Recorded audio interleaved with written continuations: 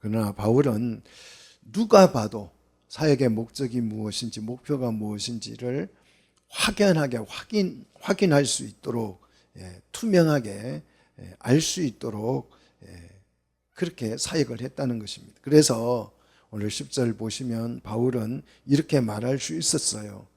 어떻게 거룩했고, 어떻게 흠이 없이, 어떻게 내가 목회를 했는지, 행했는지 너희가 정인이고, 누구도 하나님도 정인이 되신다. 이렇게 말할 수 있을 정도로 사도 바울의 사역은 투명한 거였다는 거죠. 자, 바울은 거룩하고 흠이 없고 올바른 그 사역을 양육으로 표현하고 있습니다. 양육으로 표현하는데 오늘 7절 보시면 유모 이미지와 연결을 하죠. 유모는 어머니 이미지죠. 어머니는 부드러운 이미지 아니겠어요? 그리고 오늘 본문 11절 아버지의 이미지와 다시 연결을 하죠. 아버지는 좀 단호한 그런 이미지죠. 자, 양육을 부모 이미지로 결합해서 어떤 사역을 했는지를 오늘 바울이 우리에게 설명해 주고 있습니다. 유모는 자녀를 품고 돌보고 양육하는 그런 모습이죠. 그래서 부모가 자녀를 양육할 때 다른 의도를 가지고 양육하는 것이 아니고 그냥 부모는 오직 사랑으로 양육을 하는 거죠.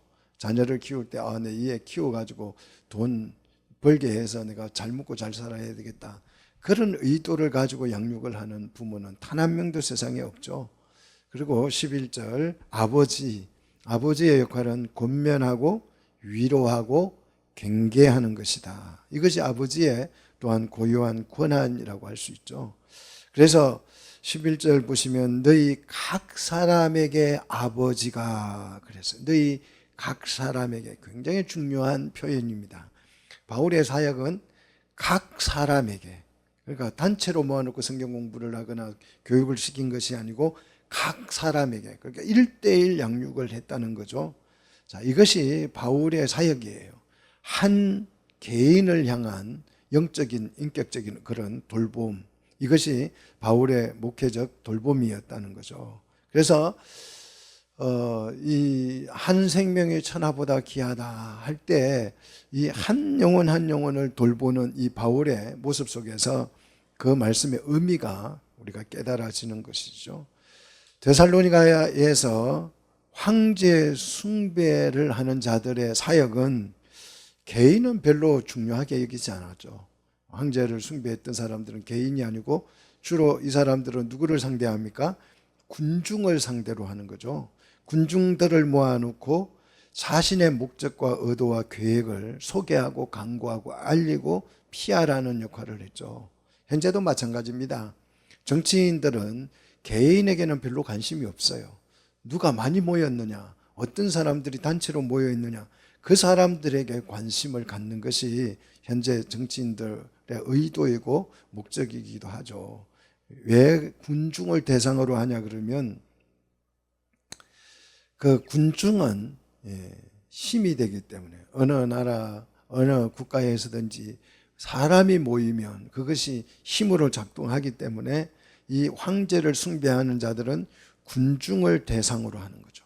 그래서 수많은 그런 지지자, 후원자들을 결집시키고 그래서 그 사람들을 힘입어서 자기의 어떤 의도나 목적을 실현하려고 하는 것이 황제 숭배자들의 의도, 목회, 또 그들의 사역이었습니다. 그러나 복음 전도자들은 결코 그렇게 할 수가 없죠. 황제의 소식을 전하는 자들처럼 군중을 모아놓고 단체 교육을 하고 지지를 이끌어내고 그렇게 할 수 없습니다. 복음은 오늘 본문 바울의 사역처럼 유모처럼 어머니처럼 아버지처럼 자녀를 양육하듯이 각 사람 1대1로 주의 백성들을 친밀하게 양육하는 것을 목적으로 합니다. 어쩌면 이것이 진짜 목회죠. 군중을 상대로 목회한다고 하는 것, 대중을 상대로 목회한다는 것은 사실상 불가능하고 어렵습니다. 제가 이 대중 목회를 하시는 분들 보면 전혀 일대일 양육 불가능하죠. 그래서 많은 사역자들을 부목사님이나 부교육자들을 두고 또 뭐 셀로 나누고 뭘로 나누고 별짓을 다 하죠. 일대일 양육을 하기 위해서. 그런데요, 전혀 그 담임 목사의 목회가 그들에게까지 미치는 것은 불가능하죠. 그냥 군중을 모아놓고 대중 목회를 한다고 하는 것은 오늘 바울의 사역에 비추어 보면 불가능한 것이다 라는 것을 우리가 충분히 알 수가 있습니다. 자, 바울은 각 사람을 어떻게 돌보았는가? 11절 계속 보시면 아버지가 자기 자녀에게 하듯 그랬어요. 아버지가 자기 자녀에게 하듯 권면했고, 아버지가 자기 자녀에게 하듯 위로했고, 아버지가 자기 자녀에게 하듯 뭐 했다? 경계를 했다라는 거죠. 여기서 권면이라고 하는 것은 아주 가까이 곁에서 기속말로, 명령이 아니라 격려를 했다는 뜻이고요. 위로라는 말도 역시 마찬가지입니다. 곁에서 말로 달래다라는 뜻이죠. 데살로니가에는 많은 황제 숭배자들이 있었습니다. 그 숭배자들은 이렇게 할 수가 없었고 군중을 모아놓고 했지만 바울은 주의 백성들을 복음으로 양육할 때에 아주 옆에 가까이 다가서서 말로, 위로의 말로 격려를 하는데, 그 황제 숭배를 거부했던 데살로니가 교회 성도들은 사회적으로 고립을 느끼고 왕따가 되고 경제적인 압박을 받고 핍박을 받고 그랬죠. 그러니까 그들 곁에 다가서서 그런 사람들을 아주 위로의 말로 부드럽게 위로를 했다는 것입니다. 그렇다고 해서 늘 부드러운 말로 위로만 한 것이 아니고 경계도 했다. 엄중히 정언했다. 엄중히 하나님의 말씀을 가르쳤다. 그런 뜻이죠. 이 경계라는 말은 아주 단호함이 있는 권면을 말합니다.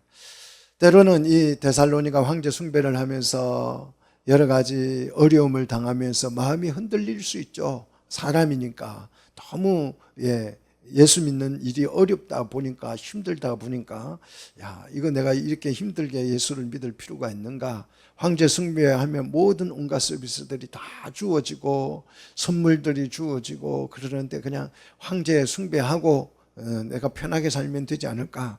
그렇게 흔들릴 때에 바울은 아주 단호함으로 성도들을 경계했다라는 뜻이죠. 자, 이런 사역을 통해서 오늘 바울의 사역의 동사 세 가지죠. 권면하다, 위로하다, 경계하다. 이 세 동사는 모두 다 앞으로 나가서 성장으로 이끄는 단어들이죠. 바로 이것이 목회이고 이것이 양육이라는 거죠. 자, 로마의 황제도 아버지라는 칭호를 사용했습니다. 로마의 황제들도 내가 아버지라는, 뭐 북한도 자기가 아버지, 어버이 수령이라 그러잖아요. 그런 것처럼 로마의 황제들도 자신에게 아버지라는 칭호를 사용했는데, 로마 황제가 아버지라는 칭호를 쓸 때는 권위와 지배를 상징하는 그런 의미로 아버지라는 뜻을 사용했지만, 오늘 바울이 아버지라고 사용한 것은 섬김과 돌봄, 경계였다는 거죠. 양육의 이미지로 사용했습니다. 지금도요, 우리 교회 안에 가서 보면 교회가 굉장히 다양하죠. 어떤 교회는 막 선교만 열심히 하는 교회, 어떤 교회는 뭐 전도만 열심히 하는 교회, 어떤 교회는 봉사만 열심히 하는 교회, 어떤 교회는 뭐 셀 모임, 이런 모임들을 열심히 하는 교회, 뭐 등등 다양한 교회들이 있는데, 이제 저도 목회자로서 이렇게 교회들을 관찰해 보면요, 어떤 교회는 목회자의 권위가 하늘을 찔러요. 하나님을 대신할 만큼. 천주교는 뭐 교황이라고 하고 돌아다니고 있으니까요. 그런데도 아무 불만이 없어요. 황제 노릇을 하는데 아무 불만이 없어요. 난 천주교 다니는 사람들을 도무지 이해가 할 수가 없어요. 그게 무슨 황제냐고요. 뭐 모자를 쓰고 지금도 지팡이를 짚고 그냥 왕관을 쓰고 돌아다니고, 이 시대에 여러분 왕관 쓰고 돌아다니면 웃기잖아요. 우리나라 역사 드라마에나 보면 왕이 왕관을 쓰고 돌아다니지, 그죠? 누가 지금 왕관 쓰고 돌아다닙니까? 그런데 지금 교황은 왕관을 쓰고 돌아다니고 그것도 막 옷이 몸에 긴 옷을 입고 다니잖아요. 옛날 그 왕들은 긴 옷을 입은 거예요. 우리 요한계시록에 보시면 예수님이 옷을 입었는데 어떤 옷을 입었어요? 발에 걸리는 옷을 입었다 그래요. 그게 왕이라는 뜻이죠. 그 옷으로 예수님이 왕이야 하면 로마 황제가 죽이려고 하니까 발에 옷이 끌리는 옷을 입었다. 그분이 왕이시구나 하는 것을 암시적으로 표현하기 위해서 그런 단어를 쓴 거죠. 그런데 교회도 보면 교황처럼 막 왕관을 쓰고 등장을 하지는 않지만 어떤 목회자들은 보면 성도들 위해 군림해서 한마디 하면 그것이 불호령 같고 거기에 순종 안 하면 죽을 것 같은 그런 어명 같은 막 그런 게 성도들을 지배하는 그런 교회도 있습니다. 근데 이것은요, 바울의 사역과는, 오늘 바울의 아버지로 사용한 이 사역과는 전혀 다른 모습이죠.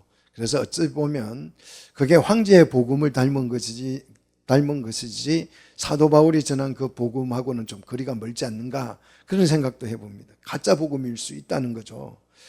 바울은 군중이 아니라 각 사람을 양육했습니다. 왜 그랬느냐? 이유가 12절에 나오잖아요. 이는 하면서 그 이유를 설명하죠. 왜 각 사람을 1대1로 양육했느냐? 너희를 부르사. 이 부르신다. 이 말은 그냥 한번 불렀다가 아니고 끊임없이 계속해서 지속적으로 불렀다는 뜻이죠. 황제는 사람을 부를 때에 계속 부르지는 않습니다. 한번 부르면 무조건 그 명령에, 황제의 명령에 어떻게 해야 돼요? 모든 사람이, 모든 국민이 한 명도 예외 없이 그 한 번 불러지는 그 명령에 순종해야 합니다. 만약에 순종하지 않으면 어떻게 돼요? 죽거나 버림을 받게 되는 거죠. 그런데 우리 하나님께서는 왕이시지만 우리를 부르실 때 어떻게 부르신다고요? 끊임없이 지속적으로 계속해서 우리가 감동받고 돌아올 때까지 하나님께서는 지금도 우리를 끊임없이 복음으로 하나님의 나라로 우리를 초대하고 계시는 줄로 믿습니다. 그 부르시는 음성이 매일같이 들리시기를 축복합니다. 우리가요, 바른 길로 늘 가는 것 같아도 그렇지가 않아요. 맨날 우리는 딴 길로 가죠. 하나님 나라와 역행하는 길로 가죠. 그럴 때마다 하나님의 음성이 여러분 귓가에 확실하게 들리시기를 주의 이름으로 축복합니다. 왜 부릅니까? 왜 하나님께서 불러요? 우리를 부르는 이유, 목적이 뭡니까? 자기 나라와 영광에 이르게 하시는 하나님께 그랬어요. 자기 나라와 영광에 이르시는 하나님께. 데살로니가에는 자기 나라 하면 누구 나라예요? 황제의 나라죠. 로마 황제의 나라잖아요. 근데 이 황제의 나라에서 편안하게 살려면 뭘 해야죠? 황제를 숭배하면 돼요. 그러면 정말 모든 문제가 해결이 다 됩니다. 모든 문제가 해결이 다 돼요. 자, 우리나라에서 목회를 편안하게 하려면, 감옥에 안 가고 편안하게 목회를 하려면 어떻게 하면 돼요?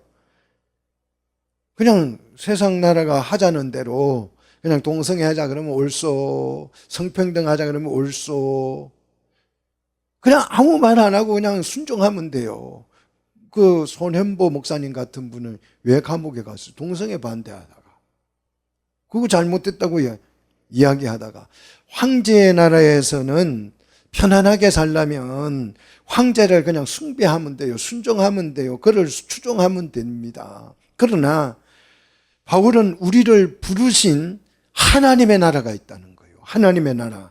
우리를 부르시고 계시는 분이 있는데 그분의 나라가 누구 나라다? 하나님의 나라예요.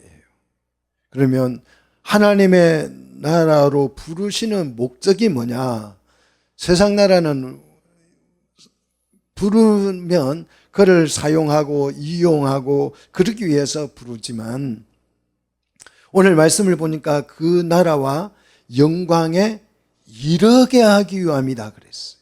정말 정말 여러분 기막히지 않습니까? 하나님이 우리를 매일같이 지속적으로 부르는데, 자기 나라로 부르는데 우리를 이용하고 사용하고 뭐 일시키고 노동시키고 그러려고 부르는 것이 아니고, 그 나라와 영광에 뭐하게 하기 위해서? 도달하게 하기 위해서, 이르게 하기 위해서, 이르게 들어간다는 뜻이에요. 방향을 나타내는 단어인데요, 향하여, 속으로, 그런 뜻입니다. 속으로. 그래서 하나님의 나라 속으로 들어가는 거죠. 그래서 천국은 가는 것이 아니고 마는 곳이다. 들어가는 곳이다. 속으로, 하나님의 나라 속으로 들어가는 것이다 라고 제가 성경을 매일같이 복음을 여러분에게 가르치고 있습니다. 여러분, 이것만 알았다고 해도, 이 사실만 알았다고 해도 여러분이 한국교회에서 최고 예수 잘 믿는 사람이에요. 이거 모르고 지금도 막 천당 갑시다, 오늘 죽어도 천국 가겠습니까? 이래가지고 신앙생활하는, 엉터리 복음을 전하는, 가짜 복음을 전하는 교회가 얼마나 많은데, 여러분은 천국은 가는 곳이 아니고 들어가는 곳이다, 요것만 구분했다고 해도 정말 축복받은 것인 줄 믿으시기를 축원합니다. 자, 이 나라와 영광에 우리가 참여하기 위해서 부르신 하나님께 우리가 합당해져야 하는 거죠. 그래서 합당하게, 이 부르심에 합당하게 행하게 하려 함이라 그랬어요. 이 합당하게 행하게 하기 위해서 바울은 성도들을 어떻게 해야 한다? 양육해야 한다. 대중을 모아놓고 양육하는 것이 아니고 어떻게 해요? 각 사람을 만나서 1대1로 양육을 해야 한다.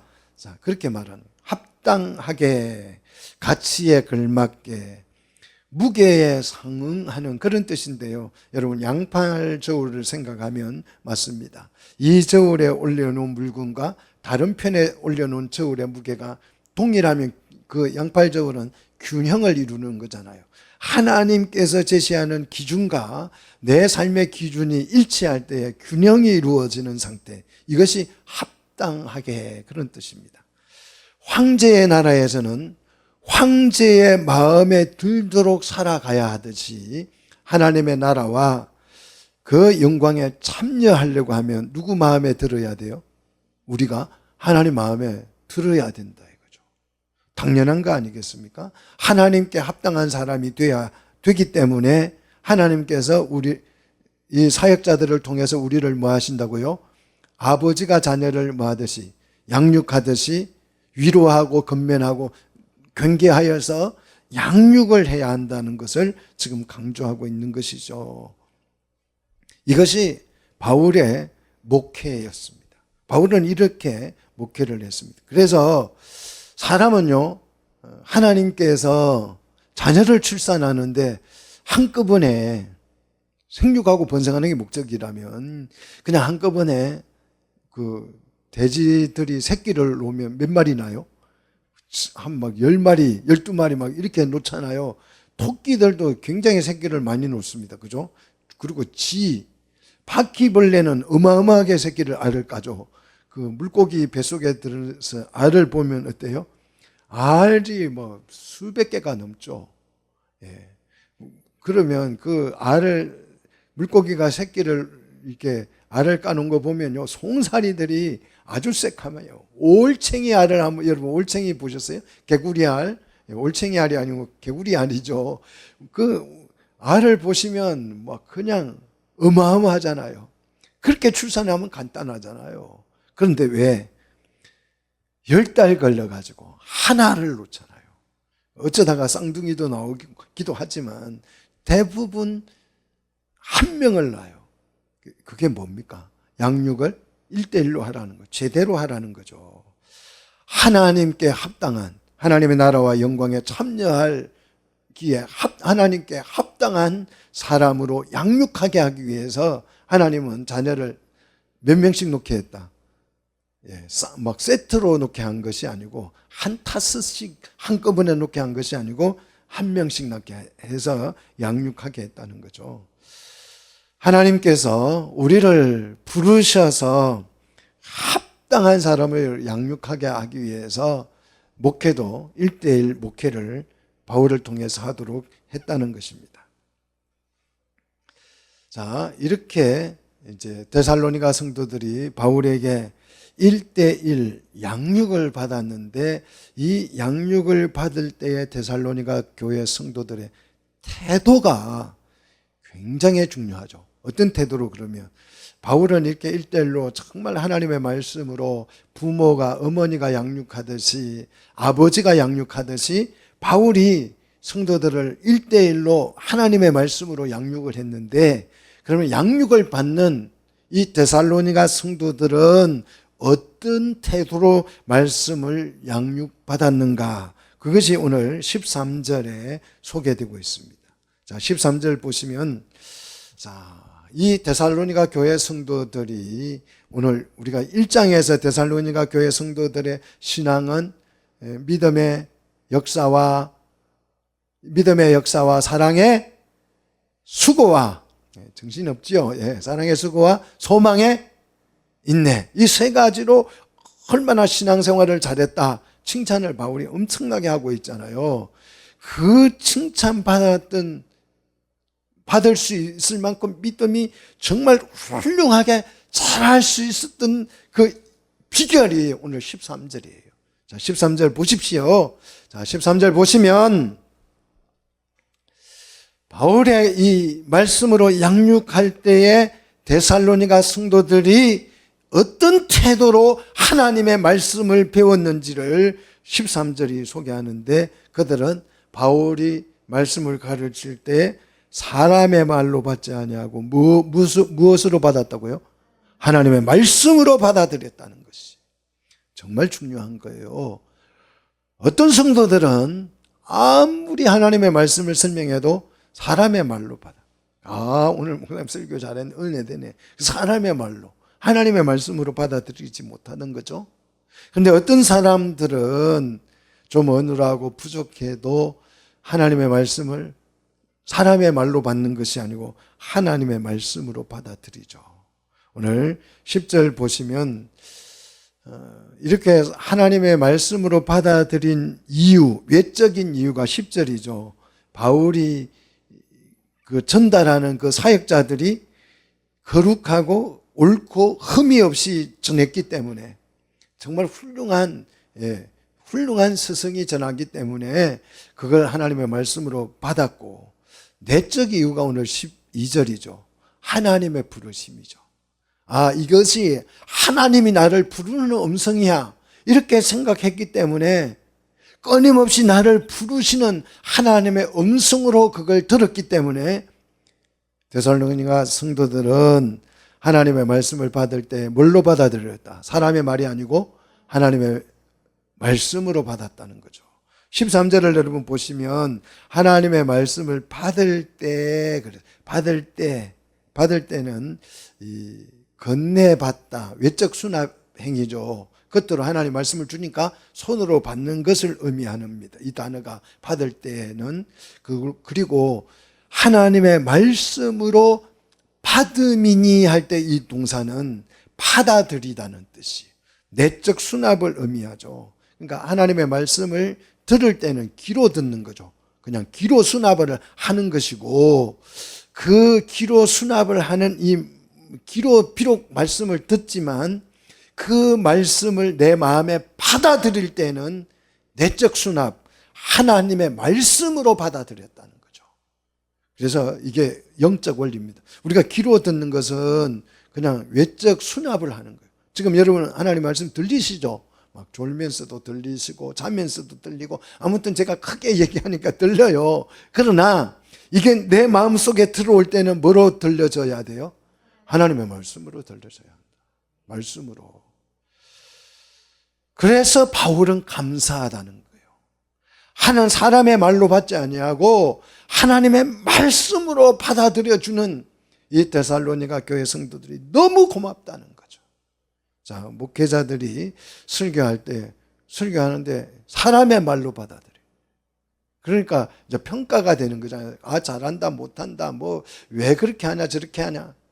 우리가 평가를 해야 되는 것은 그 전하는 것이 사람의 말인가 하나님의 말인가, 그걸 분별해야지. 하나님의 말씀을 전하는데 그 말씀을 전하는 이 말씀이 표현이 좀 부족하다고 해서 그냥 대수롭지 않게 받아들이고, 사람의 말로 전하는데 사람의 말로 그냥 감동적으로 전하니까 와, 이거는 하나님의 말씀이야 해가지고 사람의 말을 감동적으로 받아들인다면 그건 참 어찌 보면 어리석은 거죠. 그러니까 거기에 그냥 어떤 세뇌가 돼가지고 말 잘하면 거기에 쏙 빠져가지고 그냥 인생을 거기에 다 투자해버리는 그런 어리석은 성도들이 굉장히 많습니다. 근데 데살로니가 성도들은 바울이 전하는 이 말씀을 뭐로 받아들였다? 하나님의 말씀으로 마음에 받아들였다.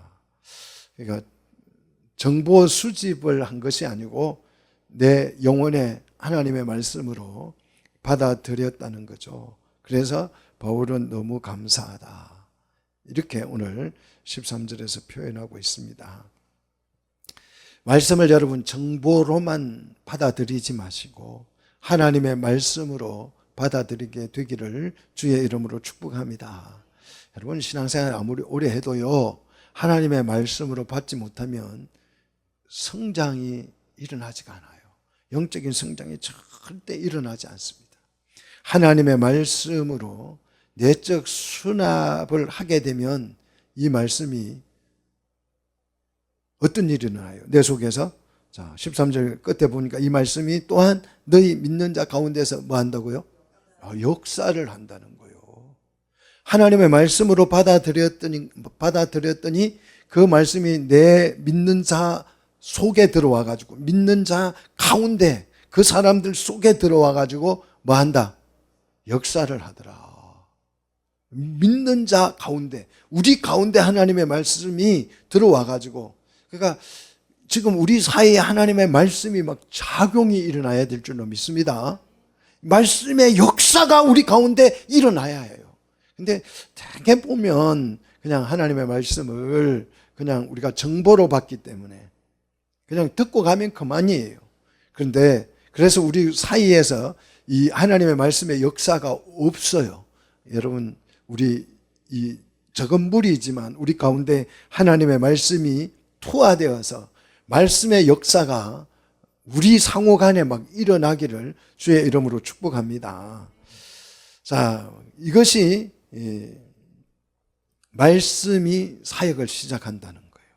자, 하나님의 말씀이 선포되면 그걸 하나님의 말씀으로 받아들이면, 우리가 하나님의 말씀으로 수용을 하면 이 말씀의 역사가 시작된다는 거죠.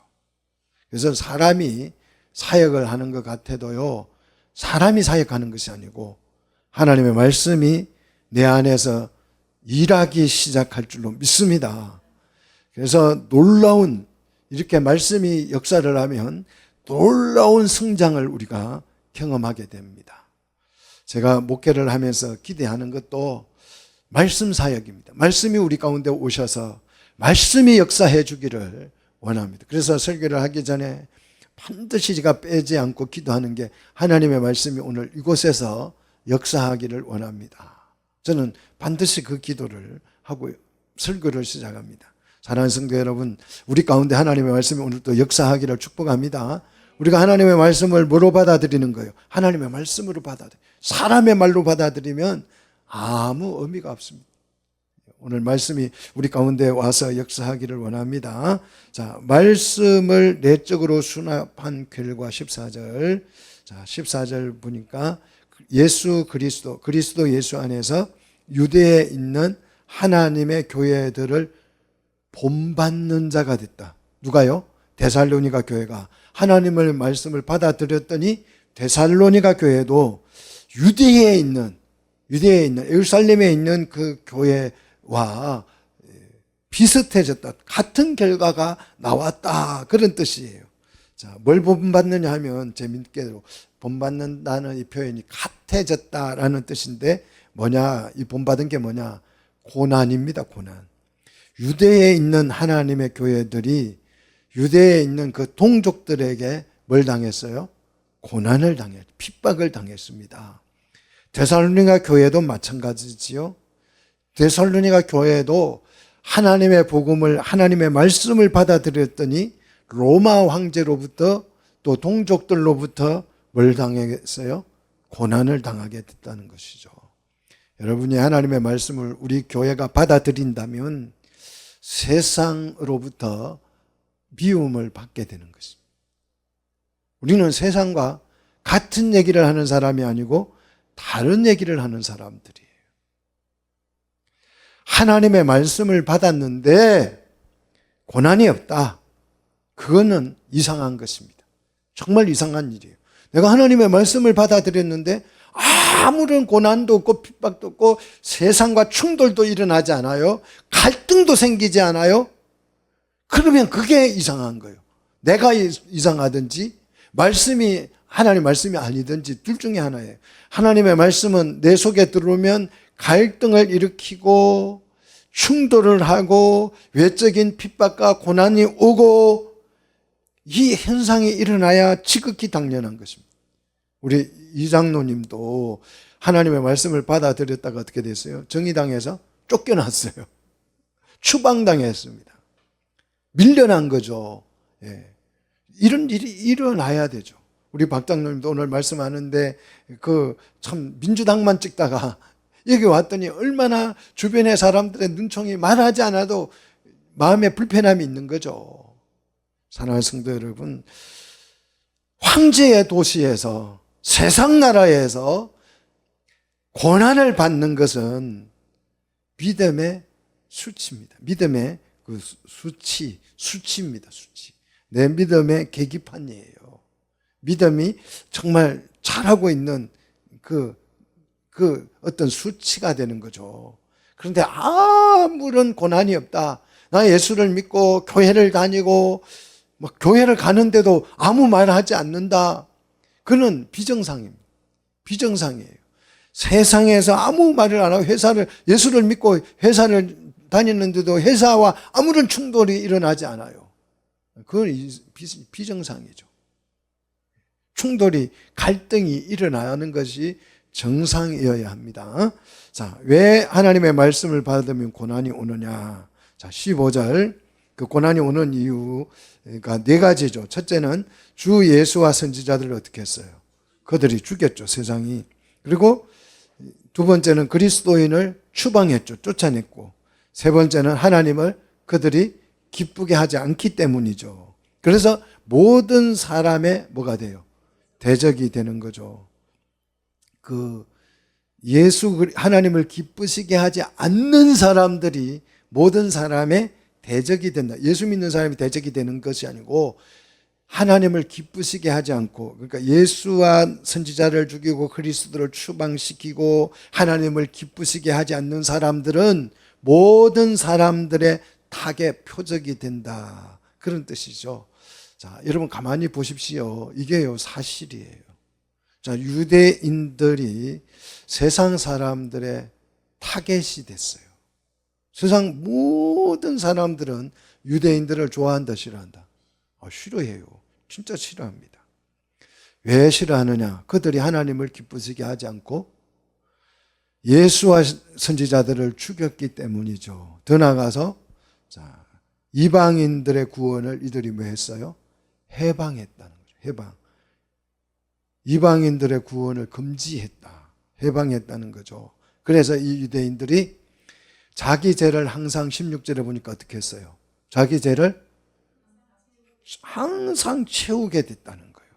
지금도 유대인들이 자기들의 죄를 자기들에게 뭐 하고 있어요? 채우고 있는 거예요. 어떻게 해서요? 예수와 선지자를 죽이고 그리스도인들을 추방하고 하나님을 기쁘시게 하지 않고 이방인들의 구원을 해방하고 있기 때문에 자기 죄를 항상 뭐 하고 있다? 채우고 있는 거죠. 그래서 죄를 채우고 있기 때문에 노하심이 끝까지 그들에게 임했다. 노하심이 심판이죠. 심판이 끝까지 그들에게 임했다. 노하심이 끝까지라는 말은 심판할 목표까지, 심판할 목표에까지 미리 그들이 도달해 있다라는 상태, 도달되어져 있기 때문에 그들에게 뭐가 임한다? 하나님의 징계가 계속해서 임하고 있다.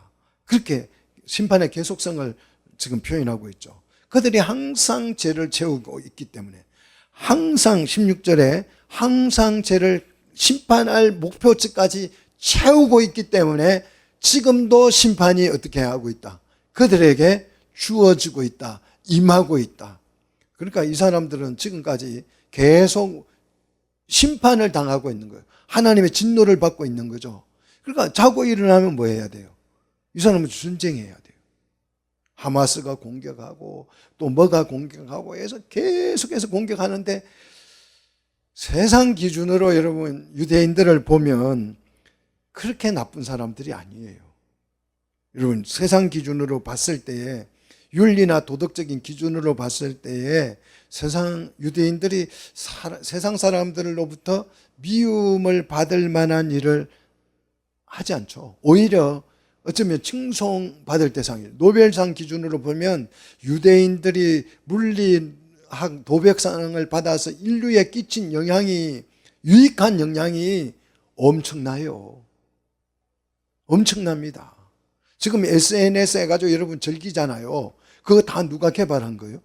유대인들이 개발한 거예요.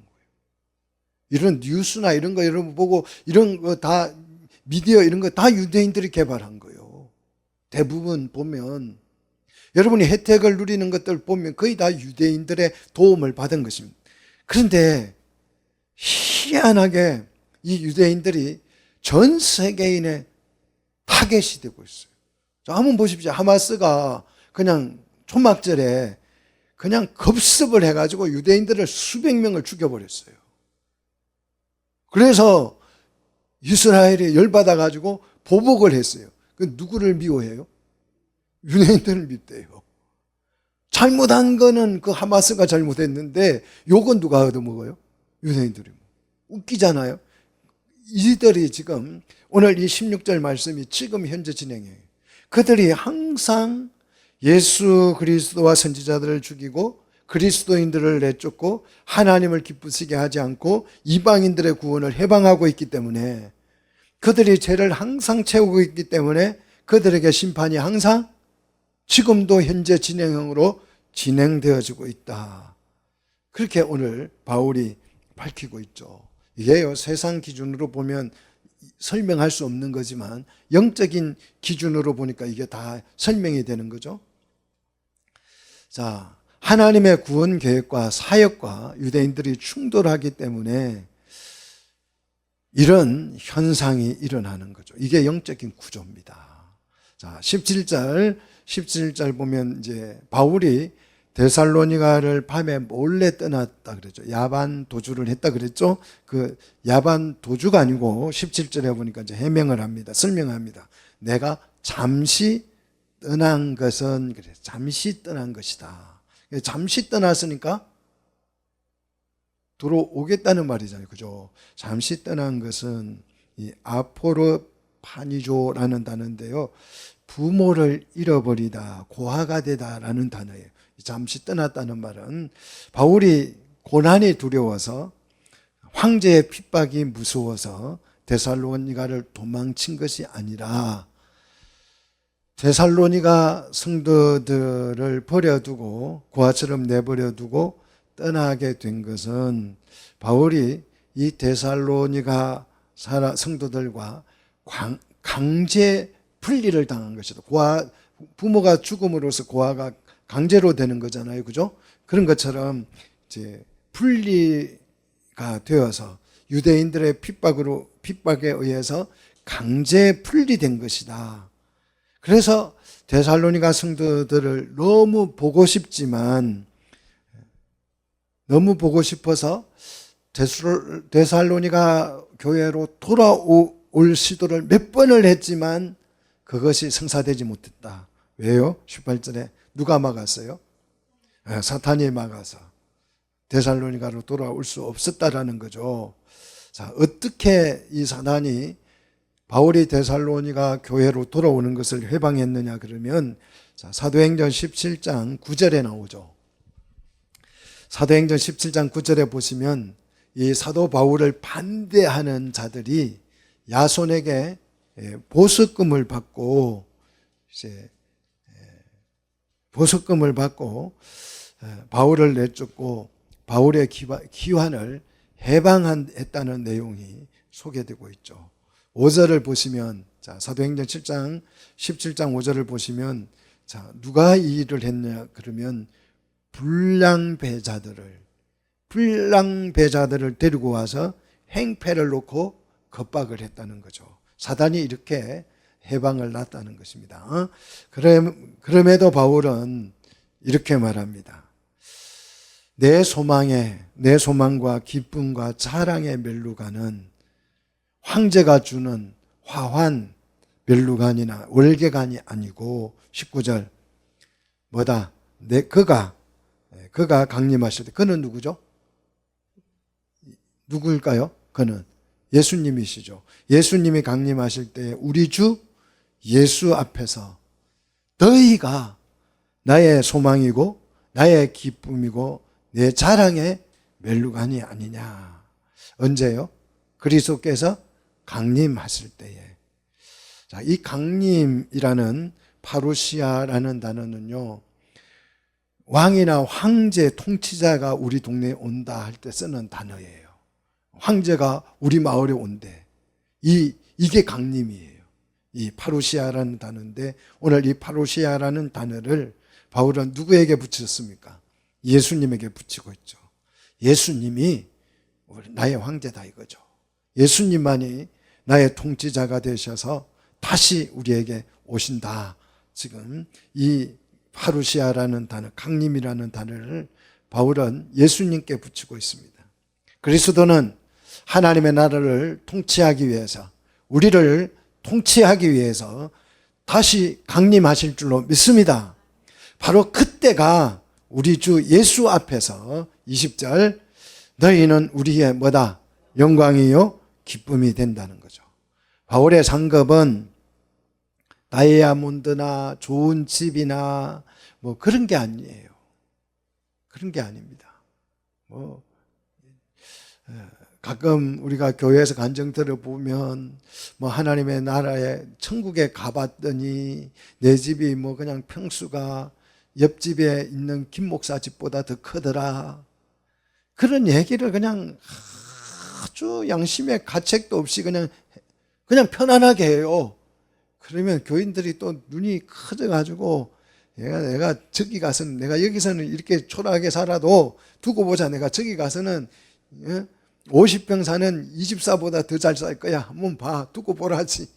이래가지고 초롱초롱해가지고 그런 데서는 졸지도 않아요. 그런 말 하면 졸지도 않고 주무시지도 않고 그냥 눈이 왕방울만 해가지고 혹시나 내가 또 손해볼까 봐서. 막 또 아멘 소리도 얼마나 큰지. 여러분 24집보다 천국에 가면 큰 집에 살 줄로 믿습니다. 그럼 막 쌍수 들어서 아멘하고 할렐루야 하고 별소리를 다 하죠. 그런데 오늘 바울이 멜루간, 주님이 오실 때의 멜루간, 주님이 오실 때의 상급, 주님이 오실 때 그 주시는 그 축복이 뭐냐? 좋은 집 산다, 막 황금집에 산다 이런 게 아니고 바울이 양육했던 그 사람들이 뭐다? 영광이고 기쁨이다. 천국의 기쁨은 뭐냐? 왜 여러분 천국에 가서 우리가 기뻐합니까? 그냥 천국에 가니까 무조건 기뻐. 그냥 아무 일도 없는데 그냥 웃음이 나와가지고 히득거리고 돌아다니면 미친. 그렇죠. 미친 거죠, 그게. 이유가 있어야 기쁠 거 아니에요. 이유가 있어야. 그러면 막 천국에 갔더니 내 집이 어마어마하게 좋아가지고 그 집만 봐도 그냥 배가 부르고 행복해. 그러면 세상이 더 낫지. 세상은 그냥 먹을 것도 얼마나 좋아요. 많고. 그렇죠? 천국에 가면 하인이 있다 없다? 없어. 그러면 여기는 부잣집에 가면 다 하인들이 있잖아요. 밥도 해주고 빨래도 해주고 그냥 돈만 주고 쿠팡에 그냥 주문하면 딱 갖다 주고 얼마나 편한 세상이에요. 천국은 쿠팡이 있다 없다? 없죠. 불편해요, 어찌 보면. 근데 천국의 기쁨이라는 게 도대체 뭘까요? 오늘 바울이 말하잖아요. 천국의 영광이라는 게 도대체 뭐예요? 여러분 천국에 가면 여러분에게 주어질 영광이 도대체 뭐냐고요? 내가 천국에 들어가서 누릴 기쁨이 뭐냐고요. 천국에 들어가면 기쁨이 생기고 영광이 되는 그것이 뭐냐? 오늘 바울은 분명하게 너희다. 일대일로 그래서 부모처럼 어머니처럼 아버지처럼 한 영혼을 붙들고 일대일로 달라붙어가지고 그 영혼을 양육하고 그 양육하여서 키우고 그 일을 하는 이유가 바로 그 성도들이 하나님의 나라에 들어가면 뭐가 된다? 내 영광이 되고 내 기쁨이 되기 때문에, 내 멸루관이기 때문에. 지금까지 여러분이 들어온 복음하고는 전혀 다른 얘기잖아요. 막 황금길이 있고 막 좋은, 그래서 서로 좋은 집에 들어가려고 아기다툼한다면 그게 무슨 세상하고 뭐가 다를 게 뭐가 있어요. 사랑하는 성도 여러분, 여러분을 통해서 양육되어지고 여러분을 통해서 키워지는, 그래서 부모는 자녀를 출산해서 하나님의 자녀를 키워놓으면 그것이 영광이 되고 기업이 될 줄로 믿습니다. 이해가 되세요? 성경의 복음이 이해가 되셔야 돼요. 그래서 여러분의 가정은 가정이 아니고 뭐다? 교회다. 믿습니까? 가정이 교회로 변화하지 못하면 아무것도 아닌 거예요. 여러분은 가정에서 목사님이고 장로님이고 집사님이고 권사님이 되셔야 돼요. 또 이웃과 만나면 이웃의 복음을 전하여서 이웃을 양육하여서 그것을 나의 영광으로 기쁨으로 삼아야 될 줄로 믿습니다. 자, 말씀으로 양육했던 그 성도들이 영광과 기쁨과 멸루관이 된다. 바울은 그렇게 고백하고 있습니다. 지금 당장은 우리가 하나님의 말씀을 받음으로 인해서 고난이 오지만 그리스도께서 강림하실 때가 되면 완전히 달라진다는 거예요. 완전히 달라진다. 데살로니가 교회 성도들에게 지금 바울이 하는 얘기가 그거예요. 너희가 하나님의 말씀을 받음으로, 사람의 말로 받지 아니하고 황제의 말로 받지 아니하고 하나님의 말씀으로 받음으로 인하여서 너희 동족들로부터 엄청난 고난을 당하지만, 지금은 그래서 어렵고 힘들지만, 마음이 지치고 낙심이 되지만, 그리스도께서 강림하실 때가 되면 그렇게 애쓰고 수고해서 하나님의 백성을 양육했던 그것이 나의 뭐가 된다? 영광과 기쁨이 되고 멸루관이 된다.